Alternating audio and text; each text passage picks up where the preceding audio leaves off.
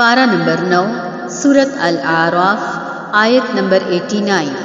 اعوذ باللہ من الشیطان الرجیم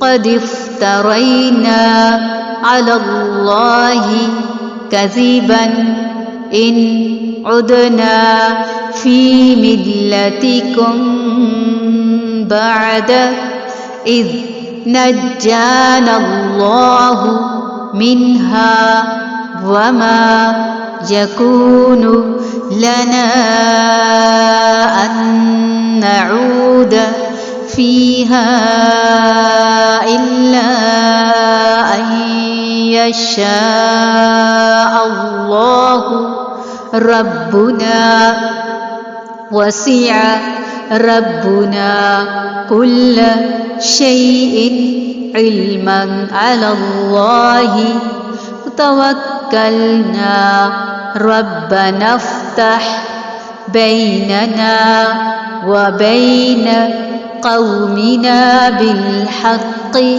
وأنت خير الفاتحين۔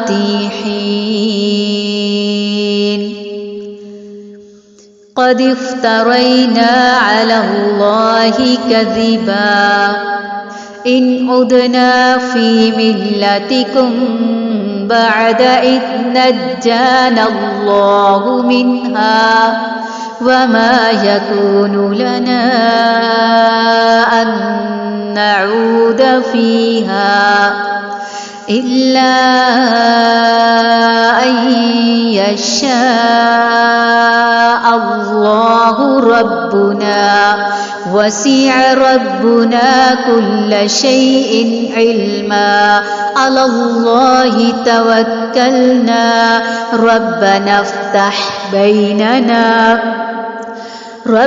افتح بيننا وبين قومنا بالحق وأنت خير الفاتحين۔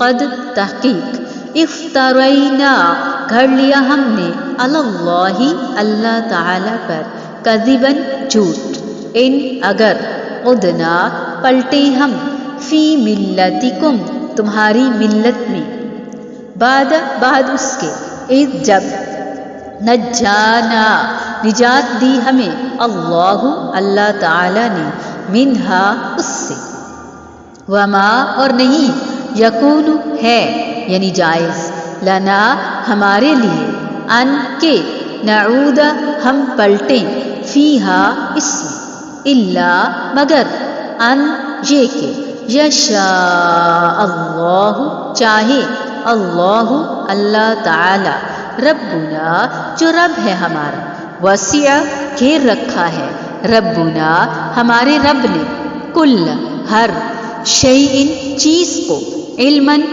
کے اعتبار سے اللہ تعالی ہی پر توکلنا توکل کیا ہم نے ربنا اے ہمارے رب افتح فیصلہ کر دے بیننا درمیان ہمارے و بین اور درمیان قومنا ہماری قوم کے بالحق ساتھ حق کے وانت اور تو خیر الفاتحین بہتر ہے سب فیصلہ کرنے والوں سے۔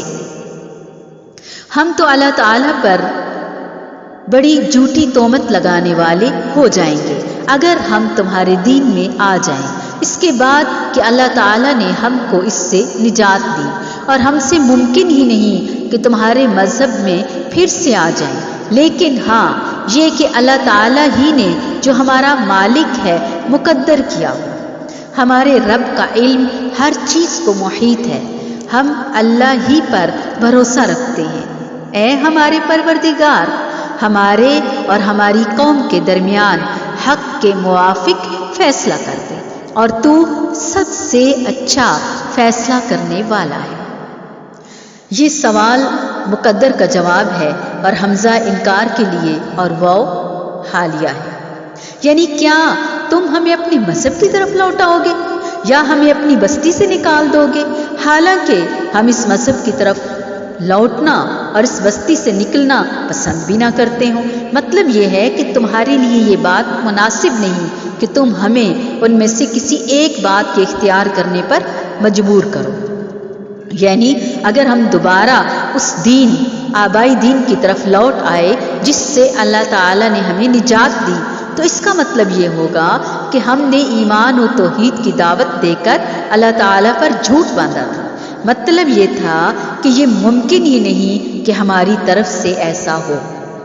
اپنا عزم پختہ ارادہ ظاہر کرنے کے بعد معاملہ اللہ تعالیٰ کی مشیت کے سپرد کر دیا۔ یعنی ہم تو اپنی رضامندی سے اب کفر کی طرف کبھی نہیں لوٹ سکتے۔ ہاں، اگر اللہ تعالیٰ خود چاہے تو یہ اور بات ہے۔ اس سے اللہ تعالیٰ پر ایمان بھی پتہ چلتا ہے اور یقین بھی پتہ چلتا ہے۔ اللہ کی بڑائی بھی ظاہر ہوتی ہے اور اپنی عاجزی بھی ظاہر ہوتی ہے۔ بعض کا خیال ہے کہ حتیٰ یلج الجمل فی سم الخیاط، یعنی جس طرح سوئی کے ناکے سے اونٹ کو گزارنا مشکل ہے، ایسے ہی ہمارا حق سے پھر جانا انشاءاللہ اب ناممکن ہے۔ ہمیں وہ ایمان پر ثابت قدم رکھے گا اور ہمارے کفر اور اہل کفر کے درمیان حائل رہے گا، ہم پر اپنی نعمت کا اہتمام فرمائے گا اور اپنے عذاب سے ہمیں محفوظ رکھے گا۔ اور اللہ تعالیٰ جب فیصلہ فرما لیتا ہے تو وہ یہی ہوتا ہے کہ اہل ایمان کو بچا کر مکذبین اور متکبرین کو ہلاک کر دیتا ہے۔ یہ گویا عذاب الہی کے نزول کا مطالبہ کر رہے ہیں۔ حضرت شعیب علیہ السلام کی قوم اللہ تعالیٰ کے انکار کی مجرم نہیں تھی، یعنی وہ اللہ تعالیٰ کو تو مانتی تھی۔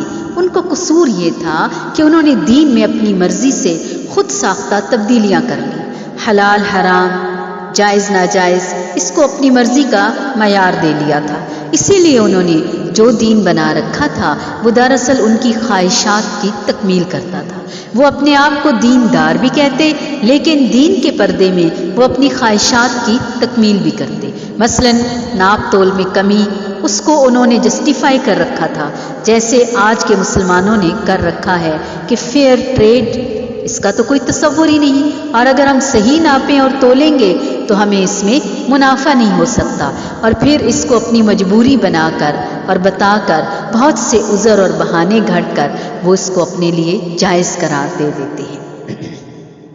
شعیب علیہ السلام نے جب ان کو ان تمام چیزوں سے روکا اور یہ بتایا کہ تجارت اور درست تجارت بھی دین کا حصہ ہے، اللہ سبحانہ و تعالیٰ کی اطاعت کا ایک حصہ ہے، یہ ایک عبادت بھی ہے، اس پر ان کے پاس کوئی دلیل نہیں تھی۔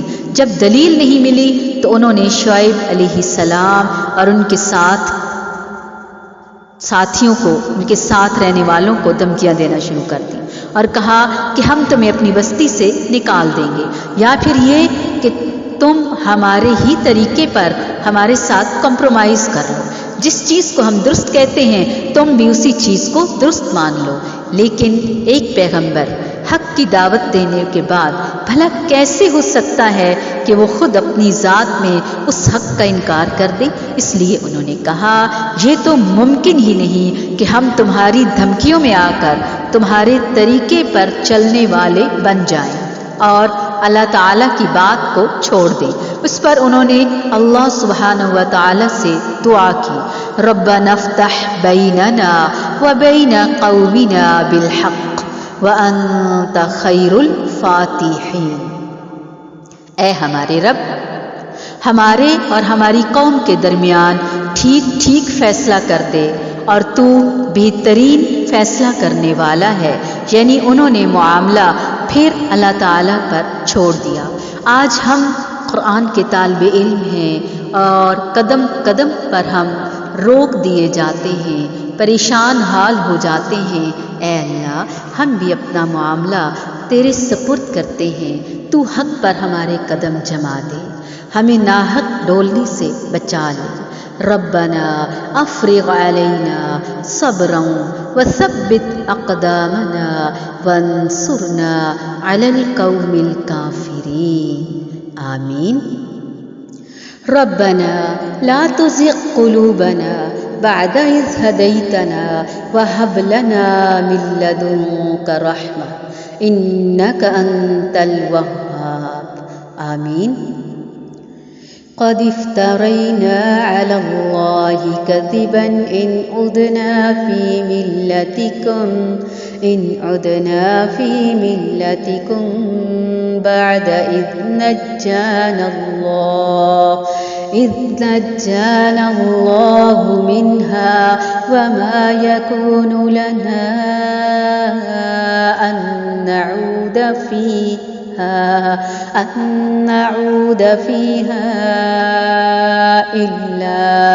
إلا أن يشاء الله ربنا. وسع ربنا كل شيء علما. على الله توكلنا ربنا افتح بيننا وبين قومنا بالحق وأنت خير الفاتحين.